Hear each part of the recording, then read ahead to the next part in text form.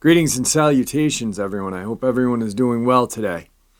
So today we're going to take a little bit of more of a look at the Colorado woman who was attacked by the air quote bear. Also, I have a little bit of information coming from Chile in regards to over 50 animals killed by an unknown creature. And a couple of encounters to go along with this. So let's do this. Before we get into that, though, a couple links. As you know, I rely on my Patreon, my PayPal, and my merch store to help the channel to continue to grow and go. Those links are in the description below. Also, Dogman, Frightening Encounters, Volume 1, 2, and 3, the audiobook version, written by Tom Lyons, narrated and produced by me, Jeffrey Nadolny. They're available on Audible, Amazon, and iTunes, and the links to those are in the description as well. Now, I've taken enough of your time. Let's get on with today's upload, shall we? Today's first part of the upload. Before I read the news article, I just want to let everyone know that they have not said that the bear, there was no autopsy thing came back saying a bear killed her. All we know of is there was a abnormal hole in her neck, which kind of fits in my eyes with the Rrifying, Texas attack. So right off, the news is kind of making it how they want to make it. You'll see. The Colorado woman who was killed in a bear attack was identified this week and remembered by her heartbroken boyfriend as a lifelong adventurer and lover of the outdoors. Lainey Malvoda, 39, was walking her dogs near Durango on Friday night when a bear mauled her and ate her, according to the local CBS affiliate. Malvoda's remains were found in the stomach of a bear on Saturday night, the CBS station reported. The cause of death, according to the La Plata County coroner, was perforating injury to the neck, CBS 4 Denver reports. There was consumption on the body, and there was a lot of bear signs in the area, says Jason Clay, a spokesman of the Colorado Parks and Wildlife, according to the station. The necropsy showed that the sow, which is the mother bear, had remains in her digestive tract. One of the yearlings also had human remains. The third, another yearling, did not have any human remains in their digestive tract. In an online obituary, Malvoda's boyfriend, who did not identify himself, called her my northern star and the love of my life, and said she was a lifelong adventurer and lover of the outdoors. Lainey spent her life in the outdoors and was an experienced and knowledgeable operator in the backcountry, he writes. Her greatest joy was to be in the woods with our friends, our family, and our dogs. He went on to say that the sorrow from her death was eased by the fact that she was killed doing what she enjoyed and loved, spending time outdoors. While Lainey's physical presence has suddenly been taken from this earth, all that know and love her can take comfort. Lainey's soul will forever be in her favorite place, doing her favorite thing, reads the obituary. She would not have wanted it any other way. While this tragedy has shaken me and our family to the core, our burden is eased as we consider these facts. Like I said in the very beginning, the puncture to the throat is identical to the Rrifying, Texas. We don't know if a bear, I hate when the news does this. Just like Brenda Hamilton, dogs, they still can't prove anything. I guarantee for some reason this autopsy report will be inconclusive and come up, material missing or whatever, because that's how it happens. And Brenda Hamilton's, they said they actually lost the DNA evidence.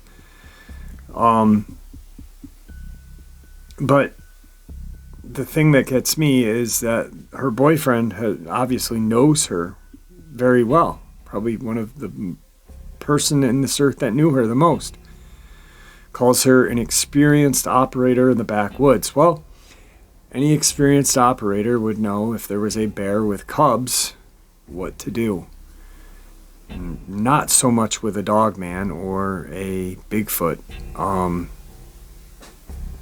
So none of this is making sense. I really honestly 100% believe she stumbled upon a Bigfoot, or a Dogman, excuse me, and her dogs took off running and managed to make it to the house. Because if it was a bear attack, I really don't think the dogs would have took off immediately and made it back to the house, because I think the cubs and the mom bear would have easily taken all three out. Just something's not right, and it never is with these terrible, terrible attacks and misinformation by the news and the government. So today's second part brings us all the way to Chile. Panic as mystery beast kills 50 animals by piercing their bodies and sucking them dry in Chile, January 27th, 2020. Officials and vets in northern Chile are said to be baffled after dozens of baby llama and alpaca were found with puncture wounds in their chest. The injuries do not match those made by the usual predators such as puma and fox, which normally go for the neck, experts say. Farmers claim the creature only attacks at night and does not leave footprints to help identify or track it, further adding to the local panic.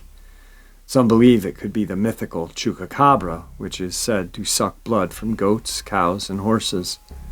Around 50 llama and alpaca corpses have been found and reported since November around the village of Colchen, near the border of Bolivia. Colchen mayor Javier Garcia was so worried he hired a vet to study the remains.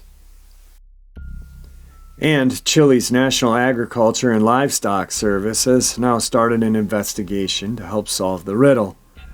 Andrea Nito, a local veterinarian surgeon called to examine the corpses, could not determine what killed them, reports say. She states they are not marks from predators from around here such as puma or fox. Only 2 perforations are seen at the thorax and nothing else, apparently from the animal sucking, but more of an exhaustive investigation is necessary. Her report ruled out an attack by wild dogs, which rip their prey apart, and also ruled out the possibility of bats.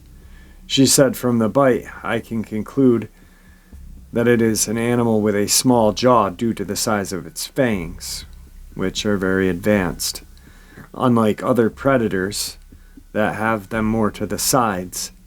The mayor states, given the concerns of neighbors, we will deliver all info to the SAG so they can conclude what type of animal and how to contain it.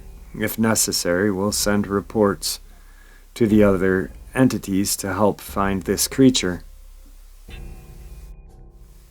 When the first animals were killed, some feared a twisted local man was doing it. Farmer Juan Choke said, "At first, when 2 or 3 deaths appeared, we thought it was someone. But when more began to appear, we said no one could do such evil. And the deaths went on and on. My cousins told me it could be a creature called chupacabra, which left a person badly injured in the south years back. It scared me, and we put lights with solar panels to illuminate the pens to scare this animal away. I want them to find it, so it stops doing harm." Another farmer, Louis Choke, said foxes have multiplied in the area, but the recent killings do not match attacks by the usual predators. He said it makes a small hole, not on the neck, but on its side. It does not eat the meat or entrails. I have never seen anything like this before. It attacks at night, and the animals do not appear to defend their young. The SAG confirmed it sent officials to examine the 2 most recent baby llama attacks last week, looking for bite marks and footprints to identify the predator. However, in both cases, the animals were removed from their place of attack, which made the investigation very difficult. They have set up camera traps, hoping to capture images of this creature. Today's third part, we're going to jump into some encounters. I was at a friend's house. He lives around a lot of woods in a small town in North Carolina. It was around 2 in the morning. My friend and I just hopped off of Modern Warfare 2 and needed to put his dogs up for the night. So we walked them and then put them up, but we couldn't find his cat, and we didn't want the dogs to get a hold of the cat. So we looked around outside until we finally found him on the front porch. So we put him inside and walked out to go back to my friend's house. My friend basically has 2 houses. So we stepped out the door back onto the back deck when we hear a cat about 50 yards away in the woods screeching like it's being attacked. We assume it's his other cat and call his dad. His dad is a veteran Marine, basically meaning he's seen some shit. So he comes out full-on Marine mode with his AR-15 and a flashlight scanning the woods. When we hear a kind of like hissing, but not a hissing noise, it was almost like something big was out of breath. We got really quiet and listened. It just kept making this blowing noise, but then we noticed it was to the right of us 1 second, and the next it was right in front of us without making any noise. As anyone would be, my friend's dad was shook from it and fired off around 4 rounds into the woods. It got quiet. By then, seconds later, the noise resumed. But it was moving all around the woods and making no noise at all. Eventually, my friend's dad decided to push up to the wood line with his gun and flashlight in hand. The thing came right in front of him. He described it as being around eye level with him. He's around 6 foot. But what really bothered me is that it was not afraid of the gunshots or people. Eventually, after not being able to see it, we gave up and called it for a night around 3 in the morning. The cat did not come out at all. We began walking back to his house when we heard it come from around 30 feet to our right. So we rushed to find it, and we found nothing at all. Me and my friend and his dad go inside, talk about what this thing is. Me and my friend start doing some research and could not find any type of animal that made that kind of noise. It just messes with my head that an animal or creature has balls to stand its ground while people are surrounding it and shooting at it. It made no sense, and it still doesn't.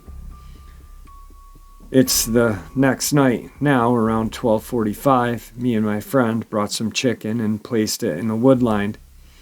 We are sitting outside right now, waiting with our flashlights. Whatever it is, we want it gone. It just terrorizes the pets he owns. If anyone knows anything about this, please let us know. Thanks. Today's fourth part of the upload. I'm going to describe an event that took place a few days ago. In my city, there's this legend of a skinwalker type creature that lives in the woods of a park. People call it all kinds of things, including Orange Eyes, Hopkins Monster, and Sludge Walker. I prefer to call it the Sludge Walker. I heard about it from people for a while now, but never actually went to look for it myself. I don't really believe in paranormal stuff, and neither do my friends. So we never had any reason to believe. The other night, my friends and I decided to take a shortcut through the woods of this park. As it's raining a little bit, I should mention that it's about 2 in the morning at this point. As we are cutting through the woods, we hear something moving a little way behind us. At first, we thought it was a deer, but when we noticed that it sounded like it was trying to walk quietly behind us, we realized it wasn't. Talking to my friends after, we all agreed that we had thought it was some homeless dude about to rob us at one point. We all froze and looked back and saw a pair of orangish red eyes about 8 feet off the ground, roughly 15 feet behind us. I don't know why, but we all kind of just stood still staring at it until one of my friends turned on his phone's flashlight and pointed at it. It didn't fully illuminate the creature, but it allowed us to more easily or less see the body. It had a long bent neck with long arms. It appeared to be either black or dark brown, about 8 feet tall. We looked at it for a couple of seconds in disbelief, and then we all ran at the same exact time. I still can't believe what I saw, and am in still shock about it. I have never experienced anything like this in all of my life, and I still don't know what to make of it. Today's final encounter. So for a bit of backstory, I live in Colorado. I'm a very outdoorsy person. My friend and I both have horses that were kept at the local ranch.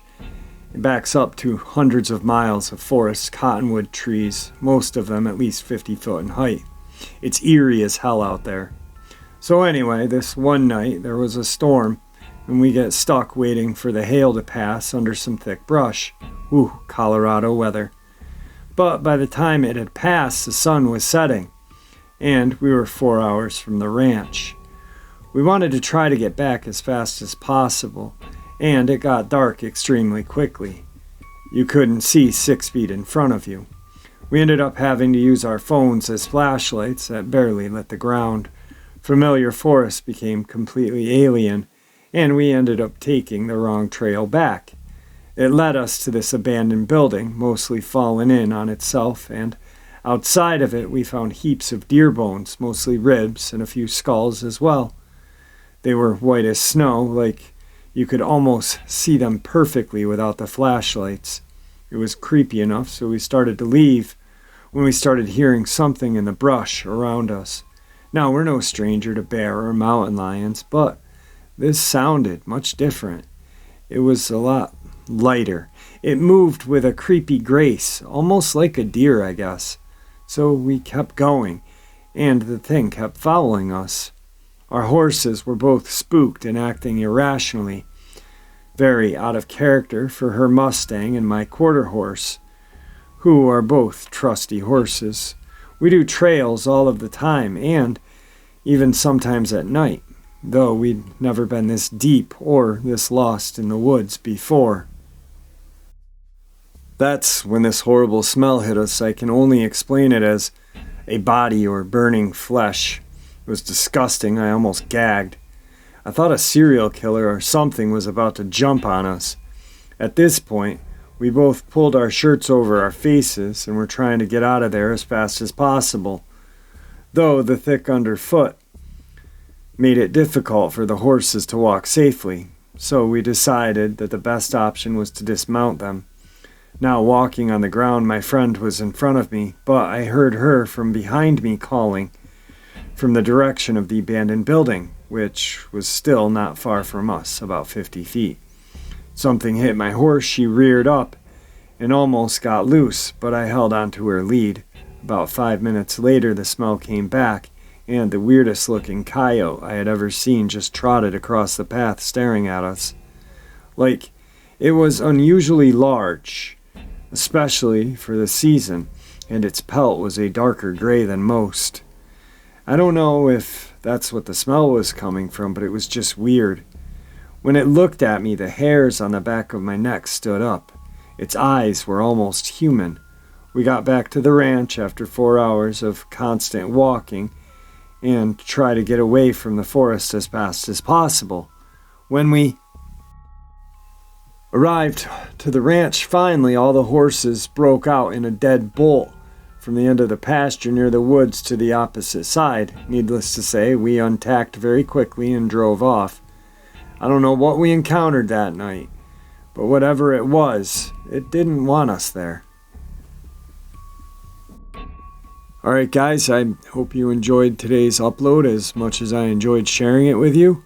I want to thank you all for your support, and I am going to continue to investigate these crazy reports. It drives me insane that the media lies so much. I mean, yeah, it's one thing to lie about whatever, the atypical stuff they lie about, but when a death happens, the media is not the government. You almost would think that they'd want to spill the beans, So, I don't know. With that, guys, thanks for always tuning in. Thank you for all your support, and stay safe out there.